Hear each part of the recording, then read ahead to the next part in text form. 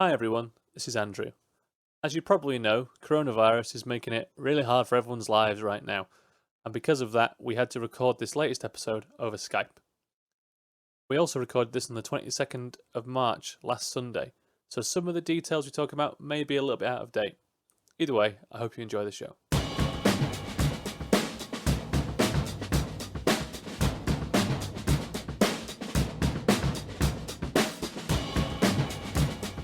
Hi guys, welcome to Manchester Green New Deal podcast.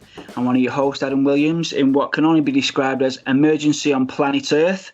I'm here as ever with Andrew Glassford. How you doing, Andrew? Good, mate. Locked in my house, Yeah. but pretty good. Good stuff, mate. And as ever, Alex King. How you doing, pal? Yeah, I'm safe as sound. Thanks, Ads. Yeah. So obviously, as most of the country hopefully is doing, we are self-isolating, which means we're not together in any sort of studio here. We're just looking at each other, our beautiful faces through laptops. But it's really good to see you guys. I just want to know what your experiences are at the moment, what you're going through, how this has affected you personally. For me, I'm self-isolating. One of my boys came down with a cough in school last week, which meant that him and his little brother were sent home. Basically, that's what we're trying to do, trying to be as sensible as possible. Fortunately, our jobs have accepted that and supporting us, at least in the short term. So I've been self-isolating since last Tuesday. I'm not going to lie, I had plenty to do around the house, so I've been keeping busy. But we're trying to structure the boys. I've got two young boys, and trying to structure them as best we can, making sure that schoolwork is being done, and just trying to sort of make sense of the world around us, and basically looking at the news every hour, and just wondering where all this is going to end. What about you, Andrew? How have you been getting on? Yeah, man. Just quickly on your sons there, like how, because I don't have any young people around me. How are they taking it? Being out of school. Does it feel like something like really big is happening to them? Like, how do they perceive what's going on? Do you know what, they are very young, so the answer is no. I think it'd be probably more interesting of kids that are a bit older. I'd love to know people's experiences with kids that can actually sort of process what's going on. Yeah. My kids are, obviously we talk about it and we let them know, and they know what the coronavirus means, and they know to wash their hands, and they know that they can't see the grandma for a while. But they're very much in one ear and out the other, and then playing with Lego 2 seconds later or something like that. So I would love to hear those experiences, but my boys are a bit too young to sort of process. I mean, obviously it's an existential crisis, and they're 6 and 7, so it's hard they're not for them to kind of even work out what's going on. Myself, people that don't know, I'm self-employed. I operate as a sole trader. I work in theatre. When the theatres got closed unofficially on Tuesday, I had 3 months' work cancelled on me overnight. And then when they got closed officially on Friday, there's still been very little support for, people who are self-employed or are freelancers or anyone who works in the theatre community, not just technicians like myself. We're talking, actors, people that work at theatres who aren't PAYE. And I kind of don't know what to do. I've managed to get some other little bits and pieces of work that I can do from home. Luckily I've got a little bit of a studio in my house that I can use. But there's so many people that I know who are out of 3 months' work, out of 6 months' work. I know there are companies based out in Liverpool that, they trade lighting and sound equipment for big tours in Europe, and they've just seen, 9 months of work just like get cancelled in the space of a week. Yeah, gone. Wow. And I hate to kind of play victim in a situation, but everyone over the next 3 months, 8 months, however long people are locked inside, they're going to be like really leaning on the arts. Whether it's anything on TV and radio and films, Netflix, streaming, anything, to kind of keep themselves sane. And the people and myself who work in this industry, who aren't like associated with a company per se, aren't getting anything yet. And like it's pretty heartbreaking. I've been relatively. I hate to say this, but I've been relatively supportive of Boris Johnson over the last week. I think like you said earlier, it's a bit of an existential crisis. This because it's really hard to pin down, and you don't know where it's going to affect you. And I think it's taken them a little bit of time, the government, to kind of get on a footing to do anything. But I think they've been going in the right direction. Yeah. Well, I hope we come on and discuss the government action in a bit more detail later, because I've got a few things to say about that. But do you know what? It's heartbreaking to hear that, pal. Just to clarify, Andrew, you don't qualify for wage retention then? I don't. So No. I work. That's tough. I freelance around theatres in Manchester and the Northwest. So I get a contract for a set amount of time. I may be paid on PAYE for that time, but I'm not there full time. I'm on a 0 hours, so they can't even imagine what hours I would work on that. And maybe that'll change in the future, but right now, it's Well, there's a lot of pressure now, isn't there, to cover those grey areas that are not covered at the moment. So fingers crossed, we're going to start seeing that pressure mount, because as much as, like you say, you sort of the policies that are going ahead right now. Yes, we've got to support them, but there's still plenty of people that are being left behind at the moment. So pressure needs to be put on the government to cover those bills as well. Alex, how are you, pal? I'm hanging in there. So what's been going on? What's your experience? My experience thus far has been so I'm working from home, which I count as a blessing. And both of my other housemates are able to work from home. But we were self-isolating this week. One of them sort of came down with she kind of came down with a cough last weekend, and it looked like it was going to escalate into something else. So at that point, we decided to hunker down. She's all right now. It hasn't developed into anything else, and we haven't caught anything after being around her for a week. Yeah, man, it's surreal living through this kind of world historical event, basically. But I'm kind of counting my blessings, and like I said, I can work from home. And bearing in mind these things come round every century, like once in 100 years. We're in quite a good position, us three, in that we're fairly young, and so you don't feel necessarily personally threatened by this disease. Whereas it must be really awful if you're 70 plus, right? So I feel like we've kind of lucked out in that sense. But I mean, at least we can self-isolate at home. I mean, I'm glad I'm not traveling at this point, for example. So I think there are positive ways of looking at the situation, but it's all very surreal. Now, what I want to do is I want to take us back less than 2 weeks ago, when all the talk was about herd immunity.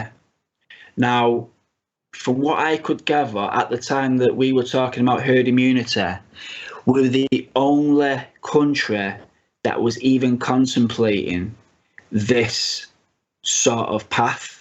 Maybe the States, but there was an interview that Boris Johnson did on This Morning, So, where he's basically saying, one thing you can do, you can take it on the chin as a population, and it was actually part of the narrative of what was being looked at.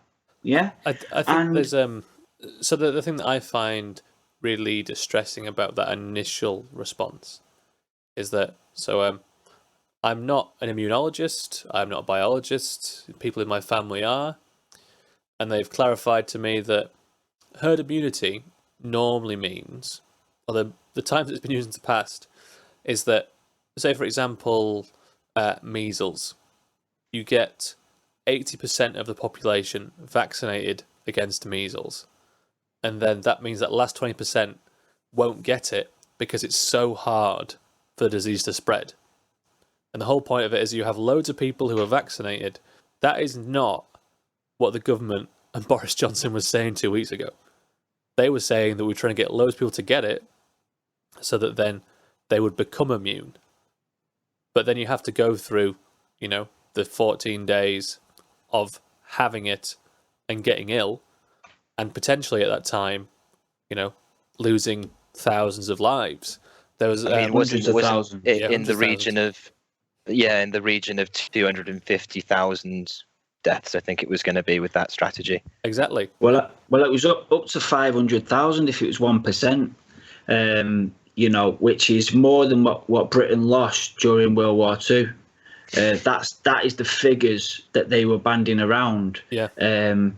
That to me, when all this is said, when all this is over, and we've got some sense of normality back in our lives, we need to go back and we need to discuss about why the fuck was that brought to the table as part of a strategy. Particularly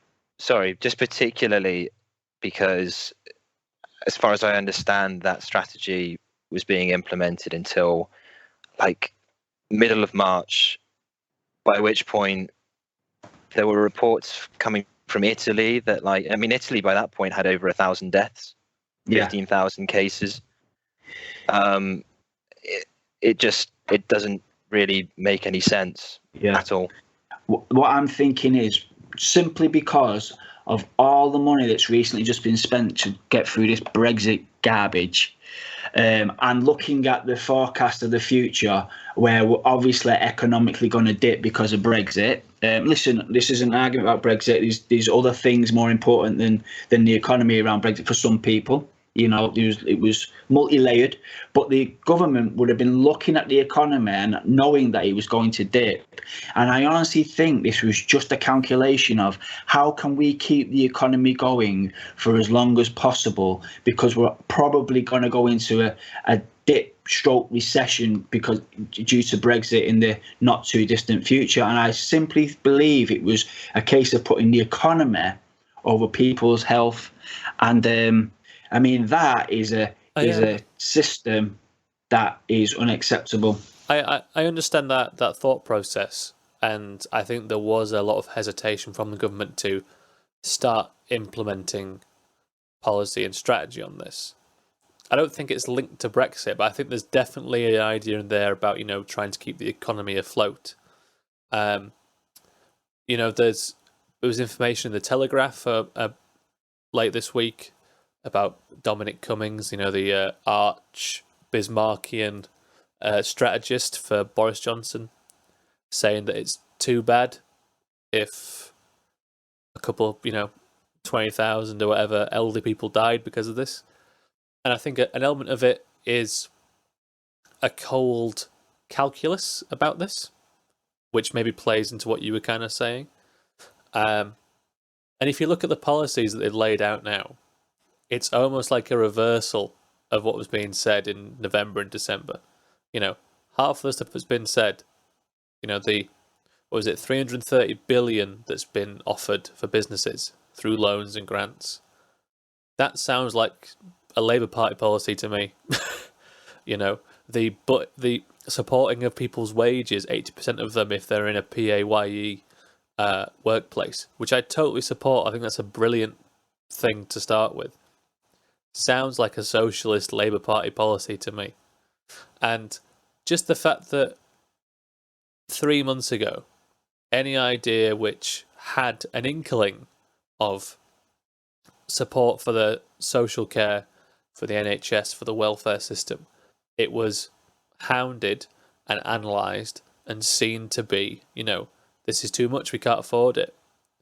To be the uber cynic that I am, now that this thing is going to, this pandemic will affect anybody and everyone, including demographically Tory voters who are much older, money is pouring out the backside of the Exchequer right now, which I think is great. I really appreciate their policies, but it really just shows that all the analysis and conversation we had 3 months ago was kind of smoke and mirrors. It's not a question of means. It boils down to a question of will, I think, I think that's what you're getting at there.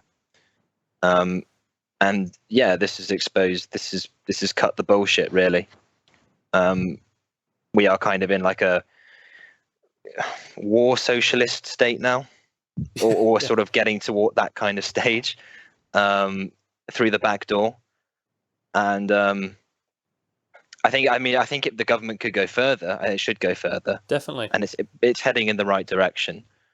But in answer to your original question, Adam, I think government is so far, at time of recording, has been its actions have been quite delayed. I think I just want to separate two things. So what the government are doing right now, I am for. I'm for it. It needs to be implemented further.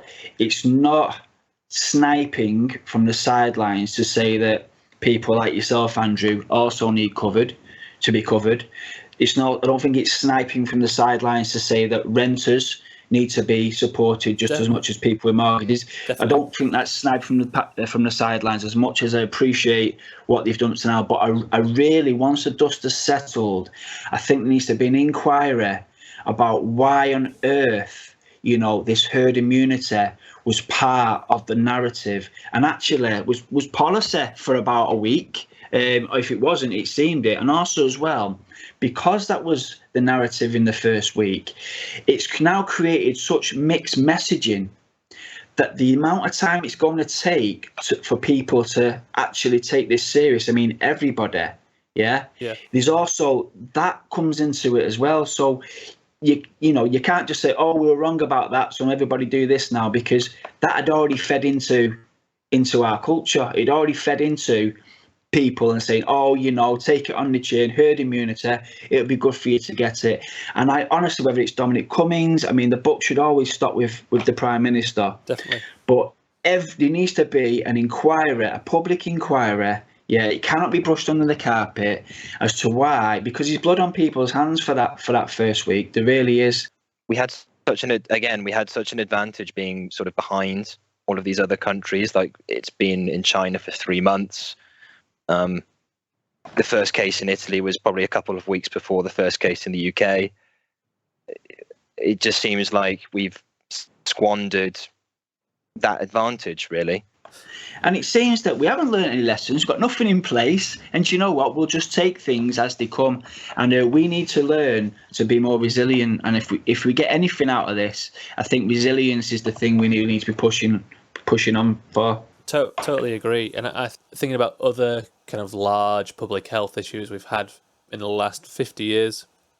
You've got SARS and swine flu and bird flu all in the last 20 years. Those 3 flus, which are part of the family that this coronavirus is in, they're all coronaviruses, but Covid-19 is its own kind of novel virus, as they say. They're all kind of in the same family. They didn't really affect Britain that much because where they originated, people got symptoms super fast. SARS knocked you out. While this is so much more, for want of a better phrase, because it's not, doesn't have any emotions, it's more insidious. It can kind of get into a population without anyone really knowing. But the country that's done the best at this so far is one of the countries that was closest affected from the start, which is South Korea. They're doing 25,000 tests a day at drive-thrus, and you get your results back via text to know if you've got it or not. That's because they've had bird flu, they've had swine flu, and they've kept that institutional knowledge and skill. And they've kind of, like you were saying, they've realised that this is going to carry on happening, with their country and with the world. So they've taken precautions against it, and they put the hammer down really, really quickly. But let's just move on now to sort of UK population in general. So I think the first thing we really need to discuss is hoarding. This is something that everybody seems to be disgusted with, but yet every shop is still bare. So is this a case of there are people saying, yeah, that's disgusting, and then going buying 14 packs of toilet rolls? Or was this an initial surge from people that were worried that's going to sort itself out? Because the shops are still bare, and people have been overtly disgusted with this for, the best part of a fortnight now. So what's going on with this hoarding? What do you think about this hoarding, guys? This is the worst of us, yeah? I mean, it is the worst of us. It's worrying. It's really worrying, and it goes back to your point, Adam, about the lack of resilience in this system. Is really clear now, and whereas before you kind of, well, and certainly in my mind, I imagine like all of these supply chains were quite resilient, and that the system was so entrenched in the way that it distributed things that like it would take a lot to shake it for it to go wrong. It's difficult because I mean, with the phenomenon of like hoarding, it's hard to know whether people are shopping just for themselves or whether they're having to shop for neighbours, for elderly relatives, that's a good sick point. relatives, for families of 4, 5, 6. But I think the difference with this is there is no shortages. This has been a shortage made through people hoarding. So there's no, the lines are still there. The shortage is built into the system, actually. So a lot of supply lines, a lot of the, real economy now works on what's called just-in-time kind of mechanics, where we're building a car, say, at the Honda factory in outside Newcastle. We need to get the axles for it. The axles will arrive like the morning they're meant to come in, like before they have to get added to it, which, sounds really efficient, but like what you were both saying, it builds like no resilience into the system. So if we're meant to get bread at your local supermarket on Monday, and there's meant to be like a layover of like 50 loaves to get you through to, Tuesday morning, just in case there's a delay in the shipment. In a situation like this where people are buying so acutely, the whole thing breaks down and you get the lines outside of a Costco. And then if people see empty shelves, I think that just kind of multiplies what they feel, so they hoard even more. I think there's quite a kind of feedback loop in this how the system operates. Okay, well, I mean that's a really fair judgment on potential arseholes. But you know what? You've honestly, you've given a good reason why these things may occur. So maybe we need to be a little fairer. Do you know what? Let's kind of move on to a bit of a positive now, because I've also seen lots of positives from this. A lot of community groups, a lot of people that are saying they're looking out for their elderly neighbours. There is also another side to this, isn't there, guys? Well, the first thing that springs to mind is Acorn's, so the tenants unions, I think they call it the Coronavirus Community Support Campaign, which consists of leafleting, door knocking, asking houses if they need any assistance with provisions or so that's which positive. is brilliant, isn't it? Community really organising. So great work, guys. I've seen a lot of like neighborhood action as well. So I don't know about you guys, but like I've had leaflets through the door saying, if you come down with it, then here's a number. People can go to the shops for you and leave it outside your door. So that's really reassuring. Yeah, I mean, I saw one there. Not sure who set it up, but it was like these WhatsApp groups, and what you could do is it was like a filter for your area, and then you looked at where your area was, and then there was a WhatsApp group, and then you tune into your WhatsApp group, and it's basically a help group for people in your area, your little suburb and stuff, and it's all over the country, and that took off quite quickly. Again, community activism, it's been quite inspiring. And once I come out of quarantine, if I'm okay, I think it was definitely something that I want to look into, and to see in my local area who can be helped. And I think that is if one thing that comes out of this is it's going to be the rebuilding of community into the fabric of community has been shown to be lacking in parts, but how important is it for our future? It's unbelievable, isn't it? At the end of the day, we have to all now fight for a better world, a more resilient world, a fairer world. And these community groups, in many ways, have showed us the potential for that. I can't see, honestly, even if it ended tomorrow, I can't see how we can just go back to the way things were. But it's not going to end tomorrow. It's actually going to get a lot worse. And that's not me being sensationalist. You know, it's inevitable that it's going to get worse before it gets better. Now, once it's all over, my fear is that people are going to be tired of this, have fatigue, and want their normal life back. Yeah, the mainstream will say, I just want everything back to normal.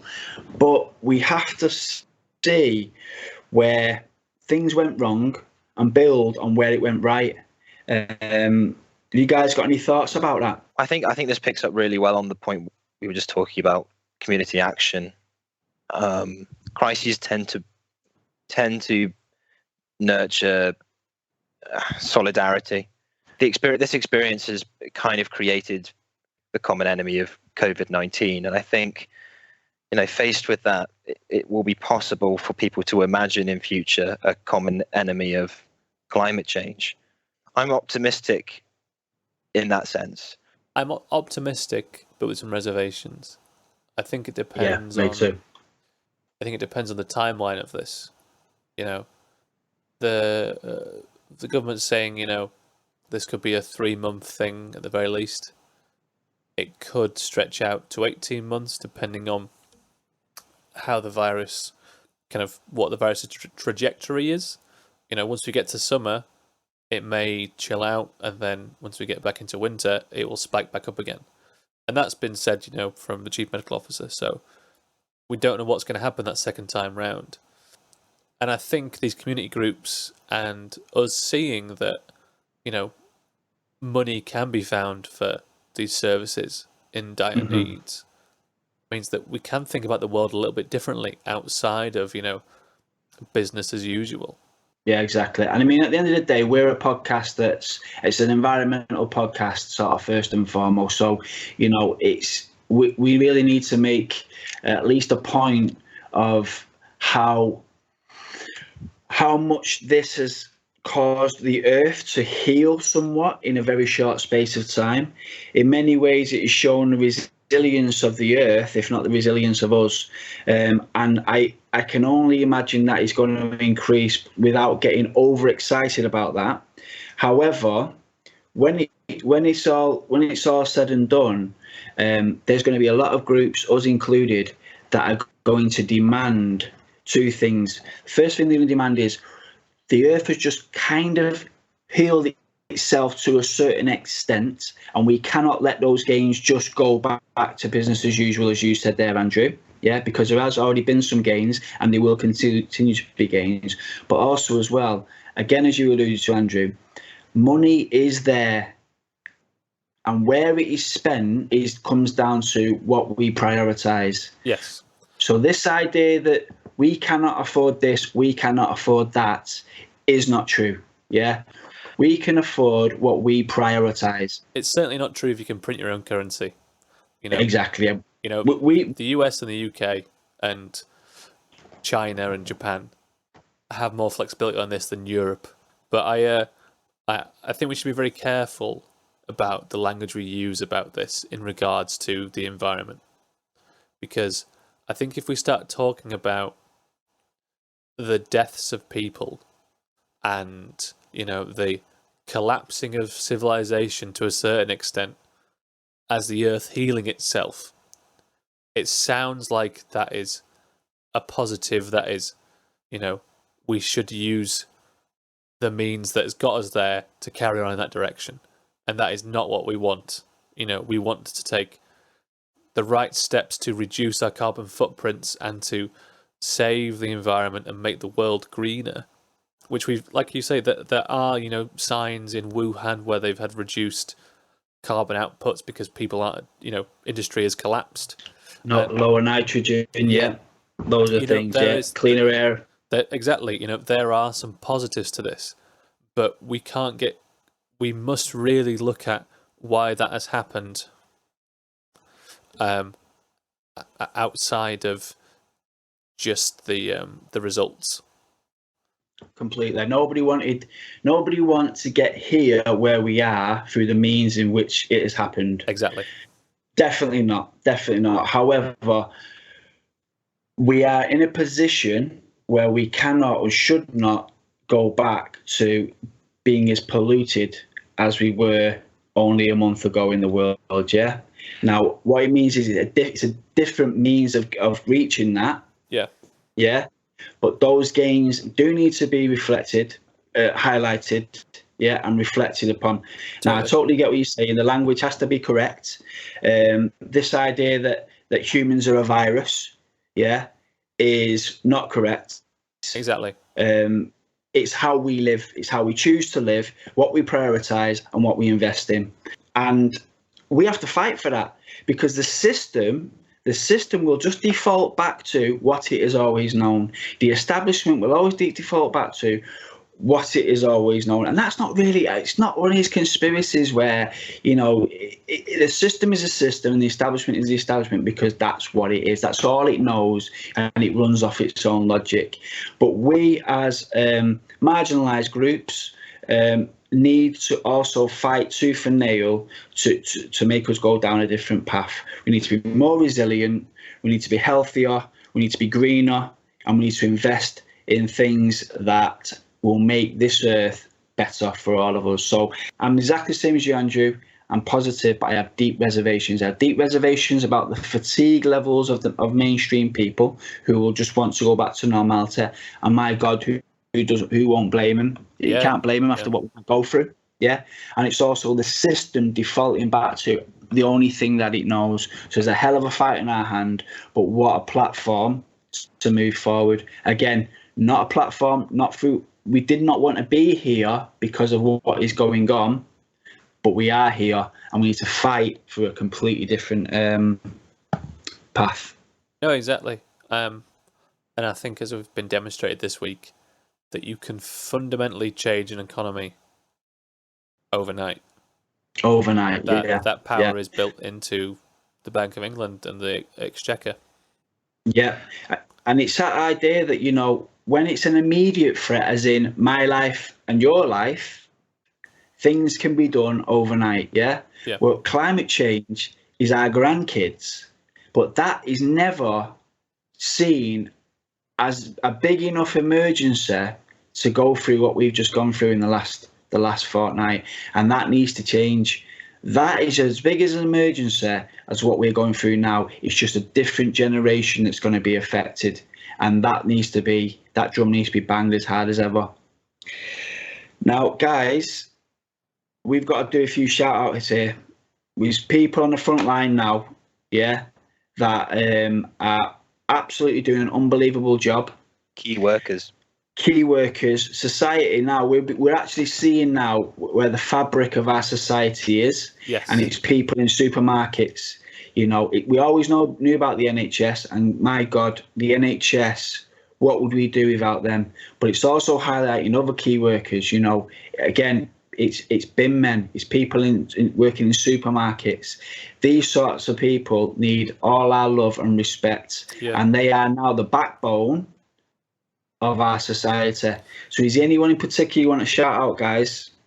Well, I think, we need to do massive respect for social care workers at the moment, people who are going to elderly and fragile people's houses and helping them get out of bed and be cleaned, even in this environment, is insane to do. My sister's one, and I respect her so much for the job that she does. My brother is a delivery driver, who's someone else who is now a key worker. And like you say, this is the fabric of our country and our, community. People that kind of makes us turn and carry on. Yep. It's amazing. Yeah. Now, I remember seeing an interview on the telly last week, and you know what? I wish I knew who it was. I think it was the head of the NHS, and honestly, I was welling up because she basically said that her and her colleagues have had the conversation and come to the acceptance that they will be burying some of their colleagues, but they wanted us to know that they are ready to face what is coming. Yeah. And I swear to God, I'm not a crier, but that brought a tear to my eye. Yeah, there's the first doctor there's been 2 doctors, I think, worldwide who've died of this. There was a doctor in Wuhan province in China who first discovered the virus, and was going against the authoritarian state in China to tell people about it, who died of coronavirus. And then there was a doctor in France who's died this week of coronavirus. And, the courage and the dedication it takes to do this stuff is unfathomable. Yeah. Yeah. They are our resilience. They really are. They are what keeps us going. And they are, without the NHS, without, they're cut from a different cloth. My mum was in it all her life. My auntie's in it. They're cut from a different cloth. They really are. It's like they've got a war mentality. We are here. This is the permanent front line, and we will not flinch. And it's absolutely unbelievable. Teachers too, just for hanging in there and putting themselves. I mean, it not admittedly not as high hazard as carers or doctors or nurses, but nonetheless a great sense of civic duty, just hanging in there. Yeah. Well, they're going to be looking after the frontline staff kids, aren't they? Yeah, exactly. It just to echo what you say, Adam, this crisis really shows who and what really matters. And I think the positive to be drawn from this week is that the government has explicitly acknowledged that. And it's going to be key that we don't allow the government to backtrack on its recognition that these people are critical to everything, basically. Yeah. And they are really the wealth creators of this country rather than anyone in the city or captains of industry. Yeah. These jobs there's people on £200,000 a year who are not working now, and nobody has noticed. These high-powered jobs, they've gone. Nobody cares. Nobody's noticed. Yeah. And yet you've got your cleaners, you've got your factory workers, you've got your shopkeepers in the supermarkets. You've got all these people that are being told they're low-skilled, easily replaceable. An afterthought, generally speaking, and they are right now keeping everything together. So shout out to everybody and anybody on the front line. We love you. We appreciate you. Just finally, guys, I should have brought it up before, but this seems another thing to us just about resilience. A massive problem, it seems, with things like pandemics is private renting as opposed to council houses. Yes. Now, this going forward, we need to sort of reevaluate, what we want, how resilient we want to be. Now, let me just put a scenario to you now. Say there was no private renting and anybody that didn't own their own homes was in a council house. All the government would have to do in an epidemic like this, or a pandemic like this, would be to say, all your rent's now frozen. You don't need to worry about evictions for the next so many weeks to months. Yeah.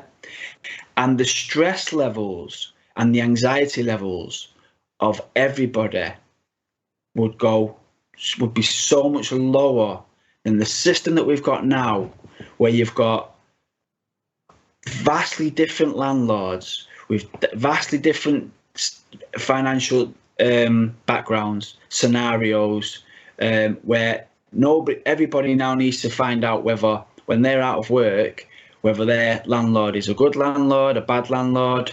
It's so many different dynamics, and I think it's really highlighted that we need to get back to public housing, because it's just not resilient. This idea of private renting on this scale that we've got in the UK has caused nothing but toxicity towards the landlords, fear and loathing and anxiety and stress. What's your thoughts on that? Or is that too much to say that the state should be housing people on a massive scale? Certainly not.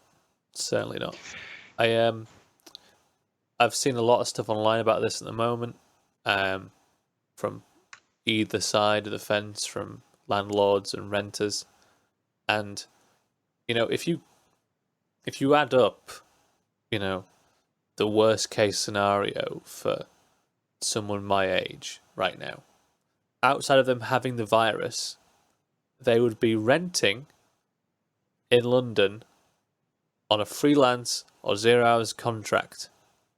And that is a lot of people who are getting little support right now. Granted, fair play to the government for doing, there's a 3-month freezing or people being evicted from their places. I think that's great. I think it should be extended. But renting it's not even sound economics. No. It's essentially blood-sucking and parasitical nature.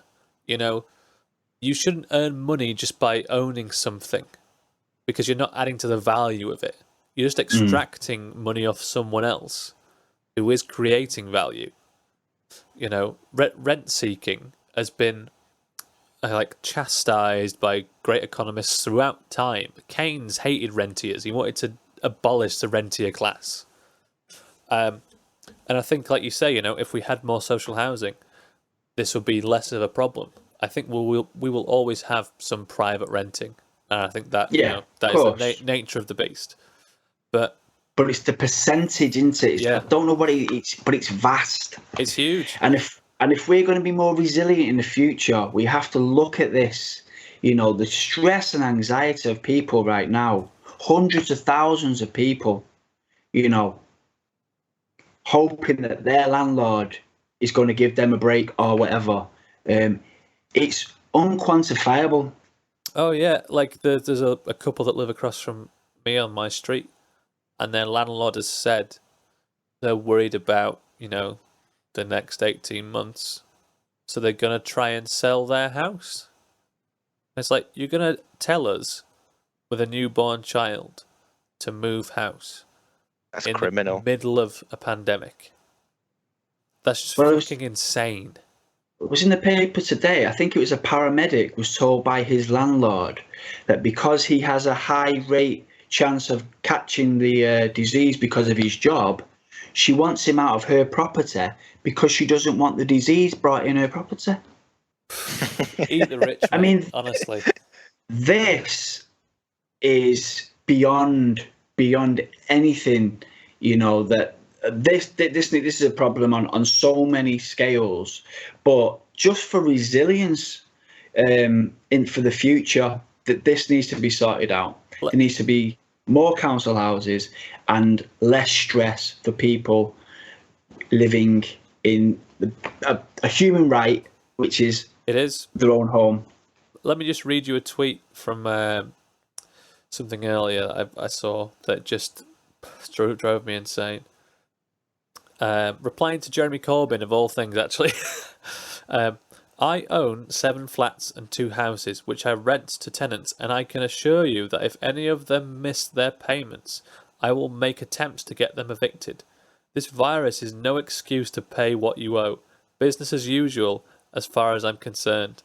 And then the day after, he replied to it's the same tweet thread. This is on the 17th of March, saying, "It appears that I have received a lot of online abuse overnight. just for running a completely legal business. And that's the issue. The whole thing is legal. It is. The definition of vampire. Yeah. Summed up in a tweet. Yeah. It's certainly a massive issue in Britain, and once we add the resilience factor to it, it's something that really needs to be looked at. Guys, thank you for tonight. It's great to see you. Just one very last thing. We've said our thank yous to frontline workers, but thank you also to all of our listeners and followers after the first episode. Yes. Some great feedback. It means a lot. It really does. We put it out there. You put it into the void. You don't know what's going to come back. It's been really positive. So thank you for all the kind messages. And, any Green New Deal members that want to get involved or have any feedback for us, or anybody really, you know where we are. Thank you, guys. And take care. Stay safe. Bye. Cheers.